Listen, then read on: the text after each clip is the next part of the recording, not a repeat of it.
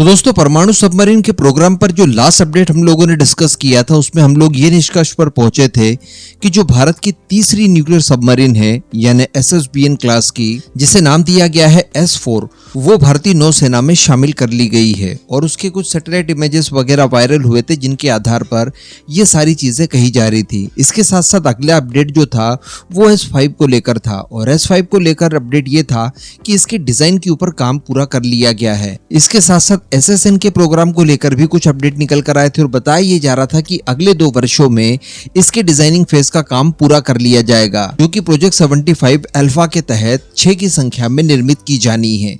तो कहने का मतलब काफी ज्यादा प्रोग्रेस परमाणु सबमरीन्स के क्षेत्र में किया जा रहा है, और ये भारत के लिए अनिवार्य है भी। इसी संबंध में दोस्तों, S5 को लेकर कुछ नए अपडेट निकल कर आए हैं। जैसा कि लास्ट अपडेट में क्लियर हो गया था कि इसका डिजाइन फाइनल कर लिया गया है, तो अब ये बताया जा रहा है कि इसका डिजाइन जो है वो बाकी की सबमरीन यानी अभी तक जो S4 तक हम लोग तैयार कर चुके हैं, इनसे बिल्कुल ही डिफरेंट टाइप की होगी। ऑब्वियसली क्योंकि उसका डिस्प्लेसमेंट वेट भी बताया जा रहा है कि इन सबसे बहुत ज्यादा होगा, क्योंकि S5 अकेले लगभग 16 की संख्या में K5 या फिर K6 जैसी मिसाइलों को कैरी करने में सक्षम होगी।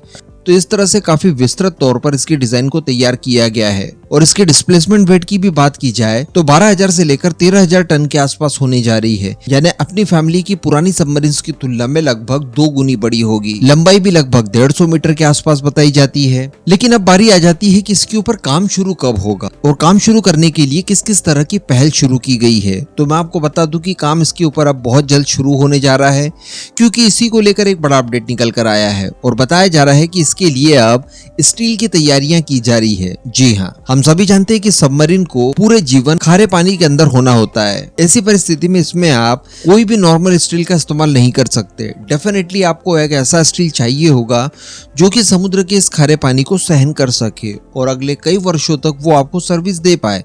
उसी से इसकी बॉडी बनाई जा सकती है। इसीलिए दोस्तों, बताया जा रहा है कि इसके लिए शेल की मदद ली जा रही है, यानी steel authority of India limited की। और इसका जो भिलाई स्थित प्लांट है वो इसके लिए स्पेशल तरह का स्टील तैयार करेगा। ये वही प्लांट है जिसने लगभग 28,000 से लेकर 30,000 टन के आसपास स्टील तैयार किया था जब INS विक्रांत का निर्माण किया जा रहा था। तो उसी की तर्ज पर अब ये लोग सबमरीन निर्माण के लिए एकदम ही अलग टाइप का स्टील तैयार करने के लिए अपना काम शुरू कर चुके हैं। और बताया जा रहा है कि ये स्टील तैयार हो जाने के बाद इसके काफी व्यापक स्तर पर और काफी कठोरतम परीक्षण किए जाएंगे, और जब इन सभी तरह के परीक्षणों में यह स्टील उपयुक्त तो पाया जाएगा, उसके बाद ही सबमरीन निर्माण में इनका इस्तेमाल किया जाएगा। तो अल्टीमेटली S5 सबमरीन को लेकर भी एक नए महत्वपूर्ण स्टेज पर अब हम लोग पहुंच चुके हैं, जहां से इसके निर्माण कार्य का रास्ता और ज्यादा आसान हो जाएगा। और बाकी के एवियोनिक्स और अंदर की मशीनरीज जो है उनके ऊपर तो स्वतः अलग रूप से काम किया ही जा रहा है, जिसमें मेनली रिएक्टर आते हैं। तो इन सब कामों के लिए steel authority of India limited को ढेर सारी शुभकामनाओं के साथ इस वीडियो को यही खत्म करेंगे।